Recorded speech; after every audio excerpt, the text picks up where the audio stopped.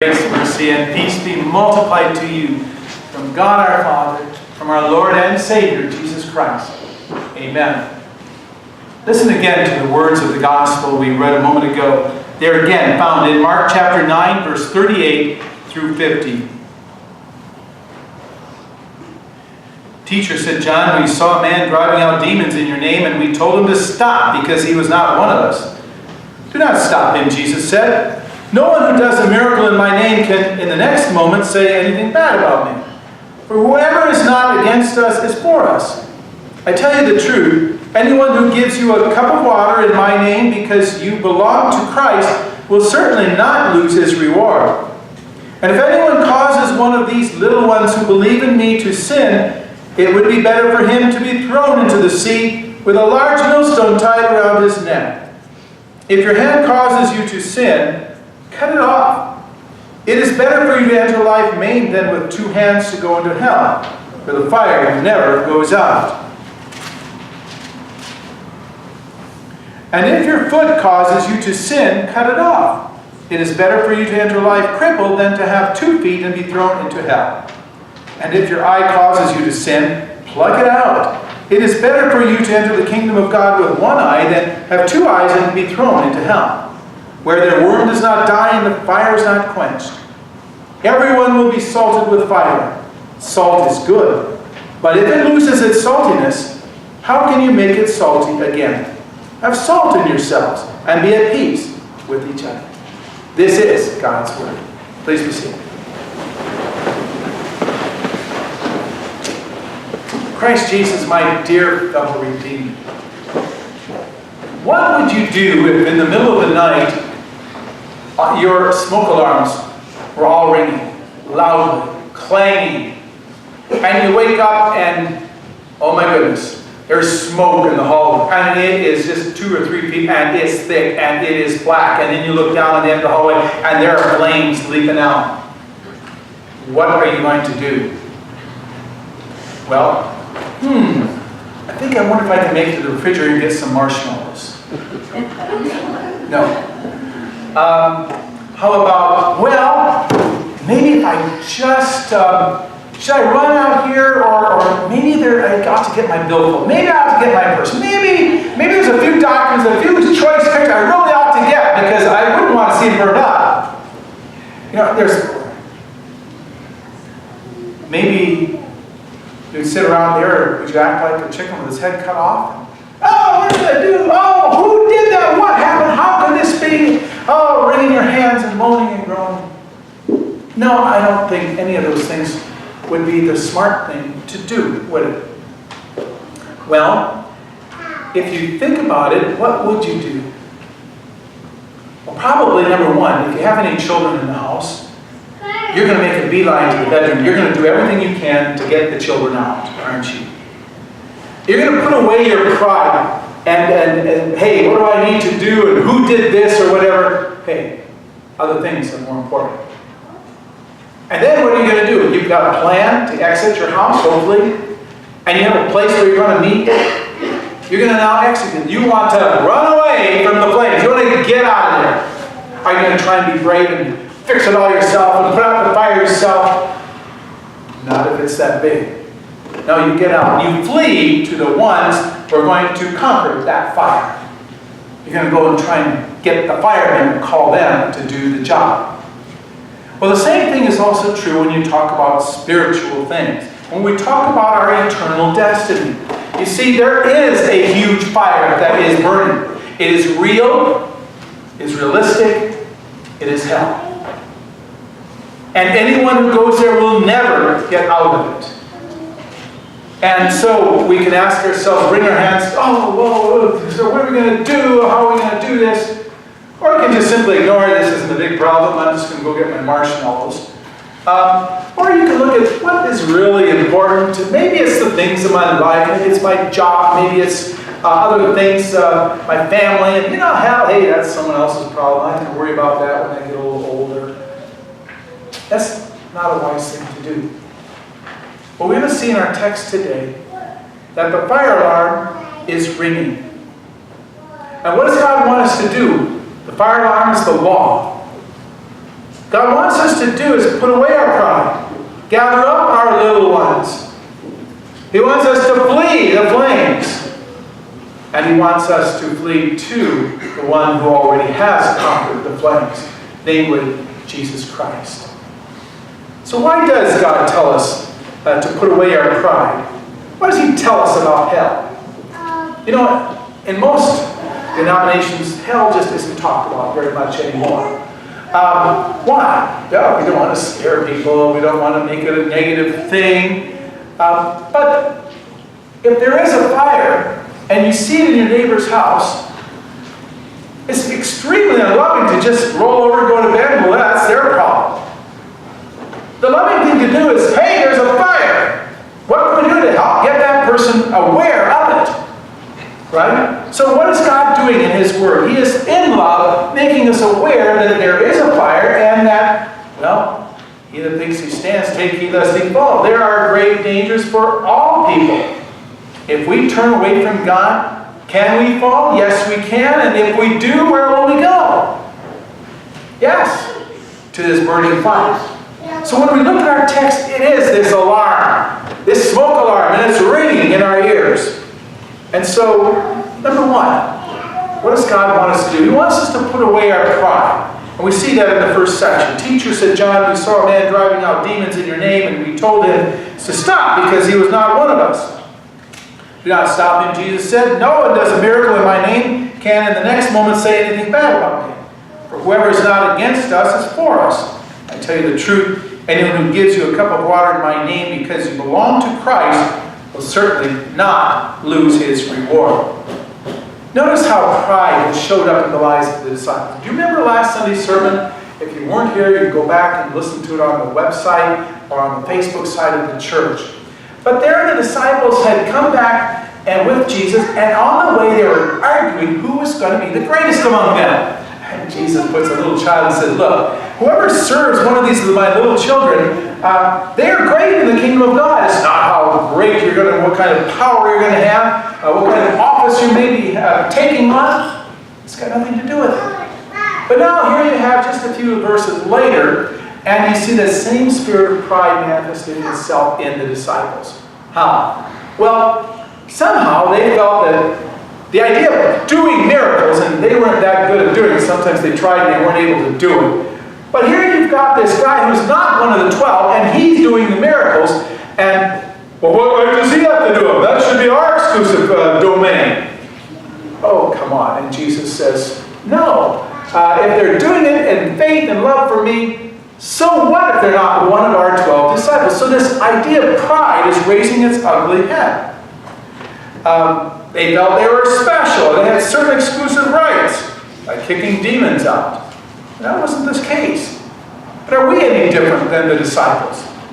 We have sinful pride too, don't we?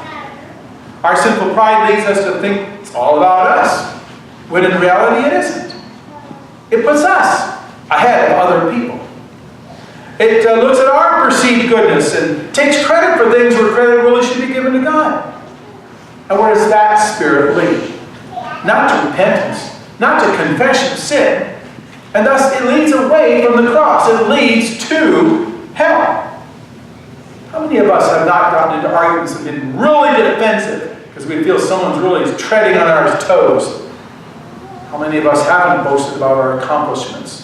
Compared ourselves to other people who don't quite match up to what we have done. It's easy to be like the Pharisee in the temple, if you remember. God, I thank you I'm not like that lowly guy who's bowed down here in this temple. My friends, when we come to salvation, if we ever have the Spirit, I'm going to do things my way, not Jesus' way. What is that? It's arrogance. It's pride. Why does Jesus bring it up? Well, his disciples were tempted. Well, we're tempted. Pride, that's really original sin, isn't it? Arrogance. I want what I want, not what God wants. And I'm not content with what God wants. And it caused Adam and Eve to fall. And it certainly can cause us to fall too. And so we have the alarm bells ringing. When we see our pride, and the fireman comes to the door, and he says, come with me. I'll get you out of here. He's chopped a hole in the wall. How arrogant it would be to say to him, no, I'll find my own way out. Sometimes you've got to admit, someone else knows better. In this case, God knows the way. Jesus said, I am the way, the truth, and the life. Jesus is the fireman. He's the one who can get you out of the fire. Why? Because he went into the fire. He suffered it. He suffered hell and damnation.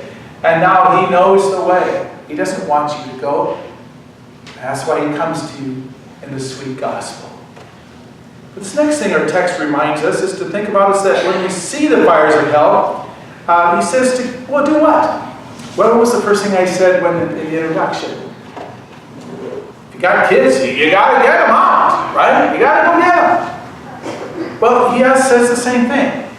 Our text, he wants us to gather up the little ones. He says, if anyone causes one of these little ones who believe in me to sin, it would be better for him to be thrown into the sea with a large millstone tied around his neck. Well, that's interesting. These little ones who believe. Have you ever met anyone who says little ones can't believe, they can't choose God?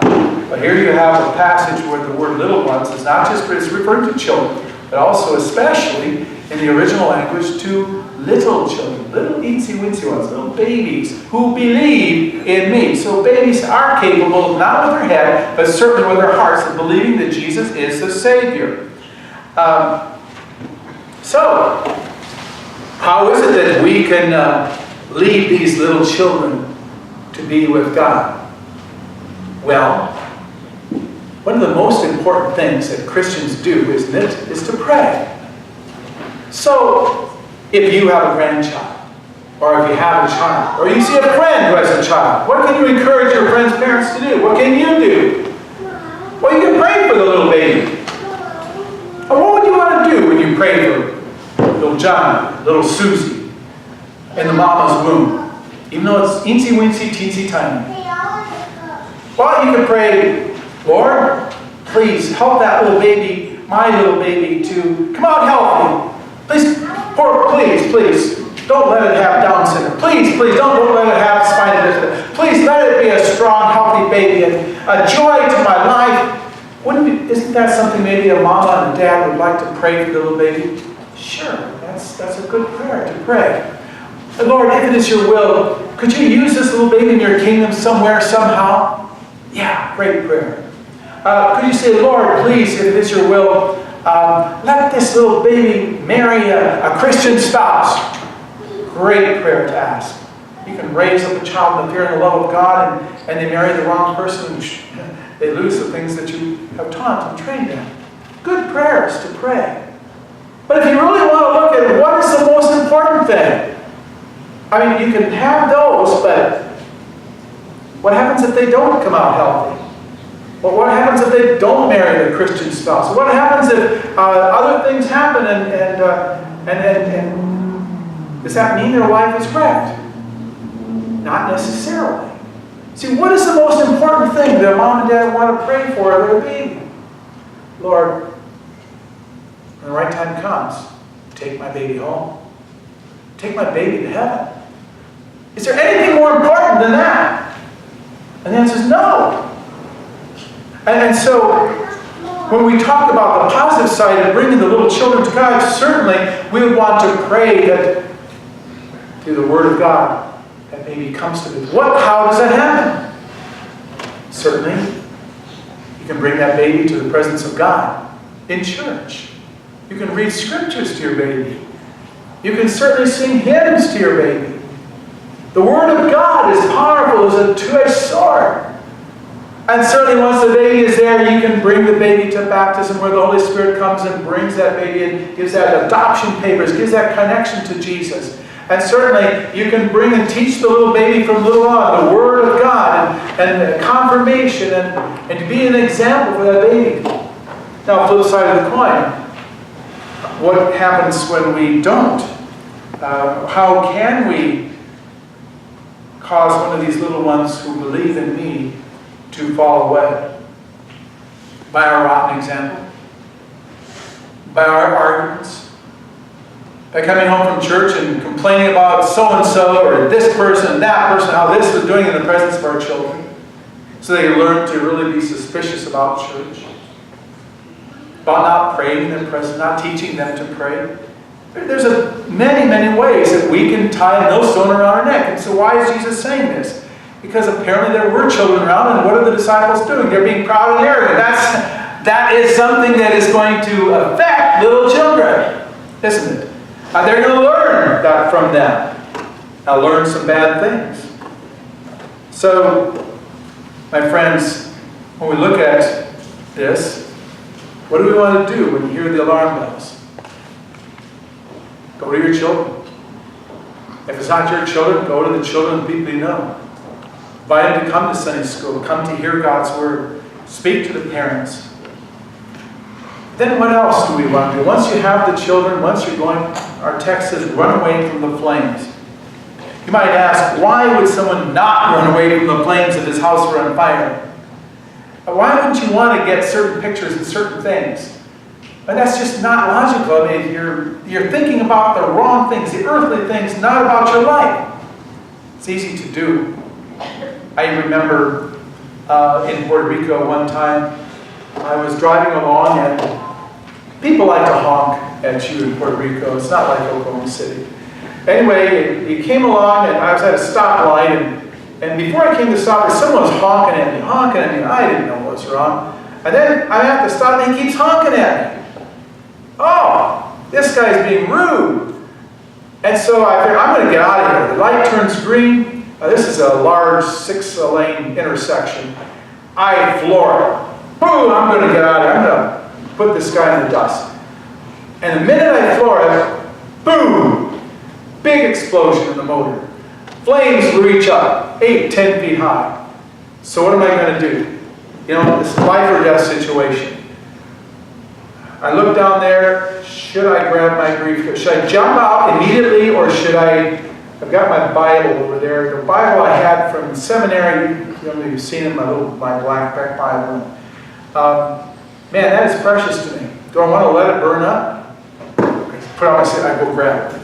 Then the next thing, if I sit there at the intersection, that's going to cause a humongous traffic jam. They'll be for hours while they try and clear this place.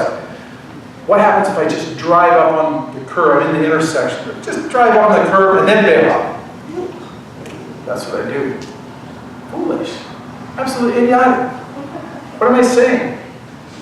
The inconvenience of the traffic jam is more important than my life? I mean, that's really what I was acting as though. No. That's what our text is talking about. Being foolish in that sense. Learn to know what is more valuable, what's more important. It says, if your hand causes you to sin, cut it off. If it is better for you to enter life maimed than with 2 hands to go to hell, where the fire never goes out. And if your foot causes you to sin, cut it off. It is better for you to enter life crippled than to have 2 feet and be thrown into hell. And if your eye causes you to sin, pluck it out. It is better for you to enter the kingdom of God with 1 eye than to have 2 eyes and be thrown into hell. Well, in 2003, there was a man by the name of Aaron Ralston. And he had asked something. What was more important? And what was he willing to let go of so that he could live? What happened was, he was out in the back fields of Utah. He was out hiking. He had no one there. He had not told anyone where he was. And he was on a mountainous area. And on the trail, he slips and he falls. And in the process, a big rock is let loose. And he comes back down. And here, an 800-pound rock is pinning his arm down. He screams, he hollers, but there's no one there to help. After 5 days, he's out of water, he's out of food, he's out of time. And so he has to ask, what's more important? He has a pocket knife. You can imagine what he did. Do you want to die? Are you willing, with great pain and agony, to lose a limb? He took the pocket knife and cut his arm. And got free. And he lived. Sometimes those kind of things, when I say your arm, those are things that's precious to you. You don't want to lose a member of your body. But sometimes we act like certain things are more important in life. And they're not. They need to be cut off. Now, our text is not telling us to cut off our feet, to cut out our eyes, and to understand this, you have to look very carefully at what I just read to you. It says, if your hand causes you to sin. That if is very important. It's a conditional clause. What is it saying? If it were possible for you, by cutting off a hand or cutting out your eyes, or guess what? Cutting out your brain, because it's your brain that gets you to sin in the first place. If that were possible, it would be worth doing it. But it's not possible. You can cut off your hands, you can cut out your eyes, you can cut out your brain, but the trouble is, there would be no one in this world who would have any hands, feet, or brains. Because all of us sin. That's not what's going to save you. Now, what is important is your heart. Is your heart right with God?